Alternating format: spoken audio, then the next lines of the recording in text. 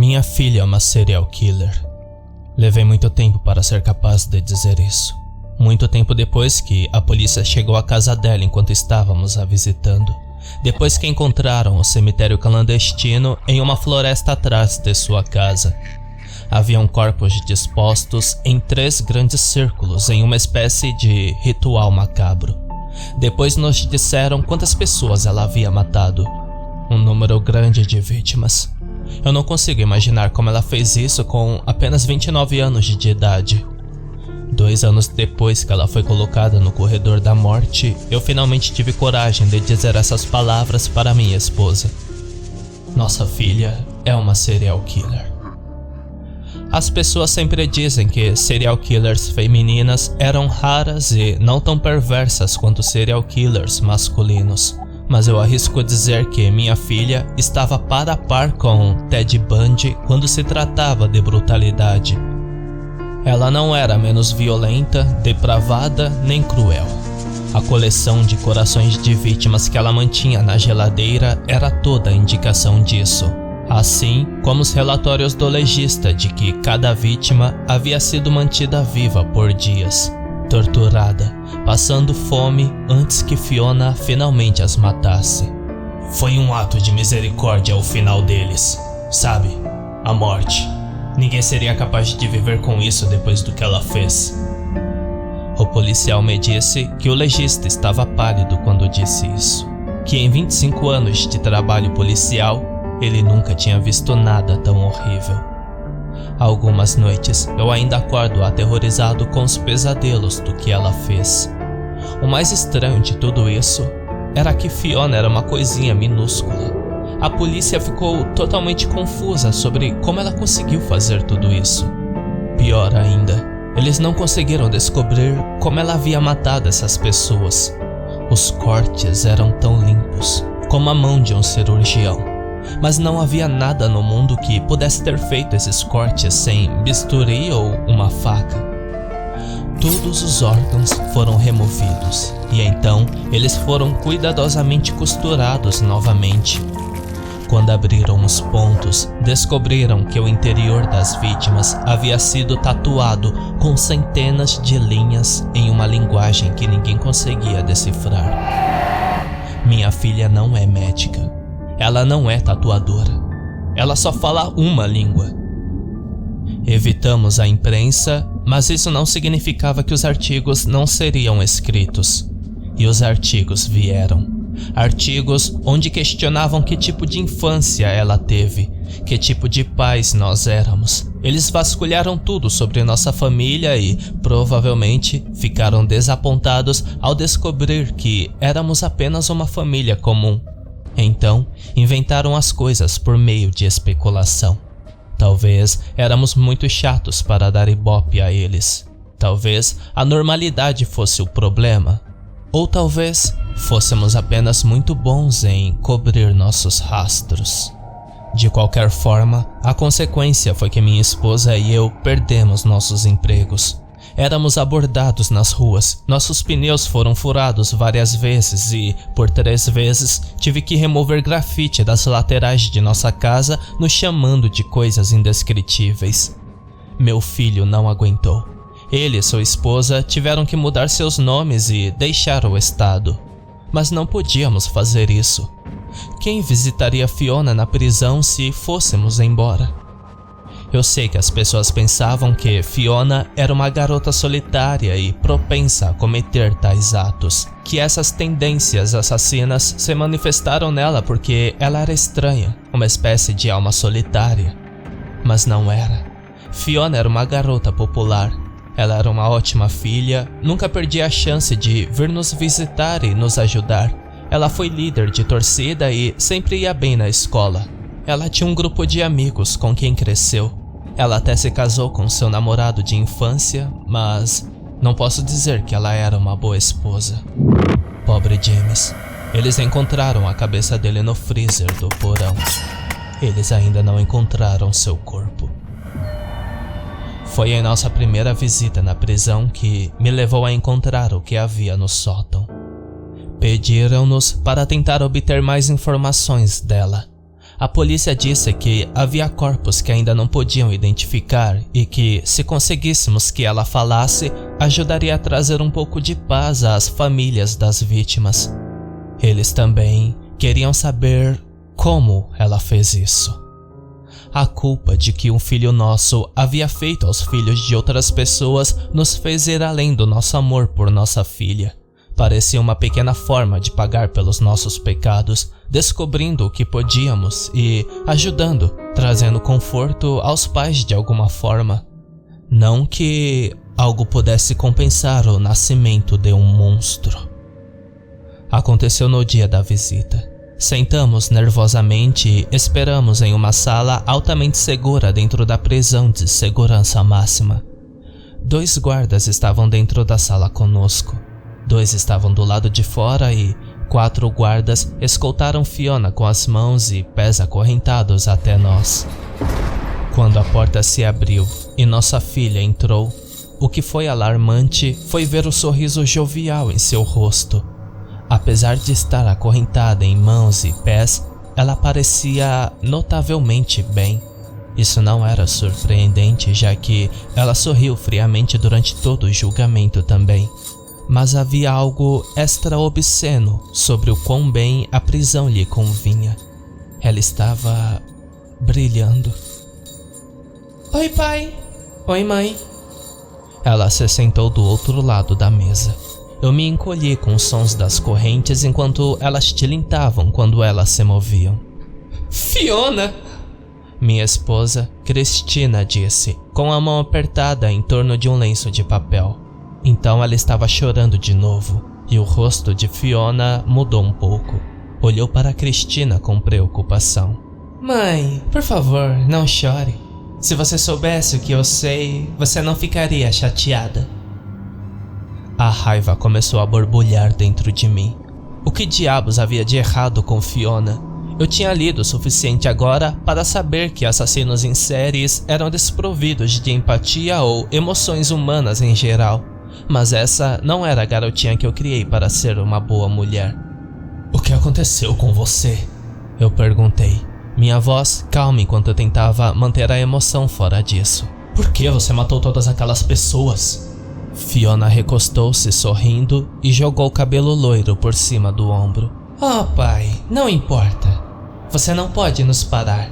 Não importa o quanto você tente. Eu não conseguia entender o que ela estava falando. Fiona! Minha paciência estava se esgotando.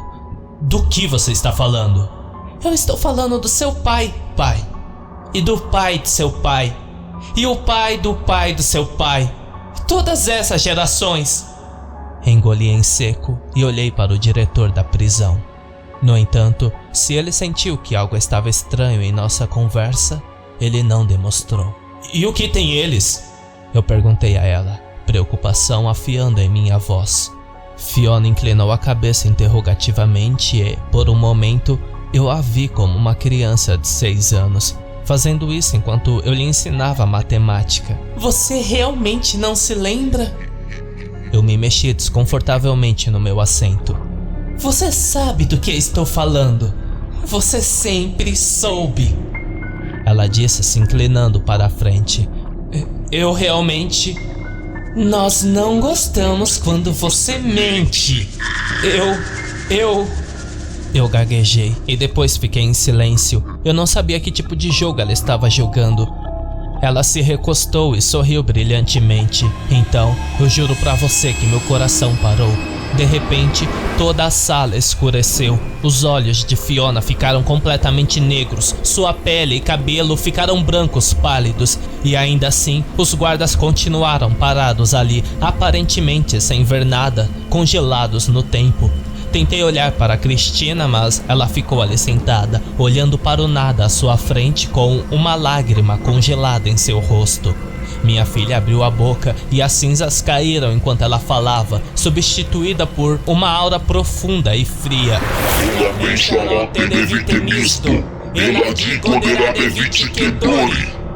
Essas palavras, eu conhecia essas palavras. Eu os tinha visto antes. Minhas mãos frias e úmidas, eu me afastei da mesa quando a cadeira caiu e me apoiei contra a parede, o terror apeitando no meu peito. Instantaneamente, a cena voltou ao normal. O rosto da minha filha estava normal. Os ombros de minha esposa estremeceram enquanto ela soluçava, ainda incapaz de falar uma palavra, e Fiona estava sentada lá com um sorriso que quase alcançava seus olhos. Tremendo, eu disse ao guarda: "Nós terminamos aqui." Minha esposa se virou para mim e olhei em seus olhos lacrimejantes. "Precisamos ir agora."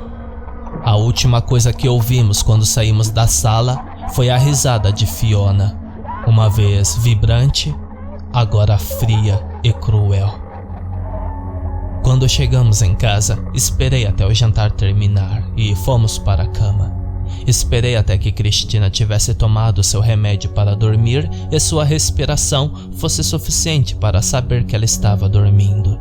Então, eu silenciosamente me levantei e fiz meu caminho para o sótão. Eu sabia exatamente o que estava procurando.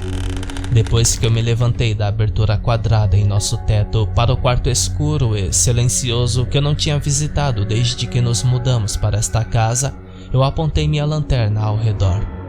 A maior parte da sala estava cheia de brinquedos e roupas velhas das crianças, coisas que planejamos doar e nunca conseguimos. Móveis antigos que pertenciam aos nossos pais.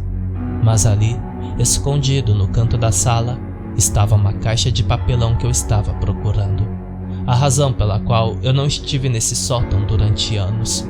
Minha boca um pouco seca e minhas mãos trêmulas, eu caminhei até a caixa e arrastei para mim. Então respirei fundo e abri. Dentro havia uma série de diários velhos encadernados em couro que eu esperava nunca ter que olhar novamente. Eram os nomes e tortura detalhada e assassinatos de cada pessoa que minha família havia matado. O legado sangrento e brutal dos generais, caçadores de bruxas que costumávamos ser. Exceto que não havia bruxas. Você já deve saber disso se souber alguma coisa sobre o julgamento das bruxas de Salem. O que os generais caçadores chamavam de bruxas era algo muito mais antigo. Eles estavam caçando os deuses antigos. Veja bem, este mundo pertencia aos antigos muito antes de se tornar nosso lar. Pertencia a seres tão poderosos que nos aterrorizariam, mas lentamente, à medida que o mundo mudava e cada vez menos pessoas acreditavam em contos folclóricos, eles pararam de acreditar nos contos dos deuses antigos. E o que são deuses sem oração e medo para mantê-los poderosos e imortais? Então, eles começaram a viver entre nós para se adaptar à nossa mortalidade. Menos poderosos, menos capazes de se proteger. E usamos essa adaptação contra eles. Nós os caçamos em nome de nosso próprio Deus. Dissemos a nós mesmos que era isso que precisava ser feito para manter nossa espécie segura. Que éramos servos de Deus fazendo sua vontade. Minha família manteve essa tradição por anos, encontrando o que restava dos antigos e os dizimando. Todo o caminho até meu pai nascer, e ele se recusou a treinar pelos caminhos de seu pai. Meu pai matou meu avô quando ele era apenas um adolescente. Ele estava tentando proteger uma garota que, mais tarde, se tornaria sua esposa, minha mãe. Ele mantinha os diários. Ele os guardava para me contar a história da qual se envergonhava, para dizer que eu nunca deveria seguir este caminho. Eu os tinha lido anos atrás e estremeci com a quantidade de vidas que minha família havia roubado. E eu nunca tive que fazer o mesmo que meus antepassados. Eu vivi uma boa vida e criei uma boa família. Ou assim eu tinha pensado.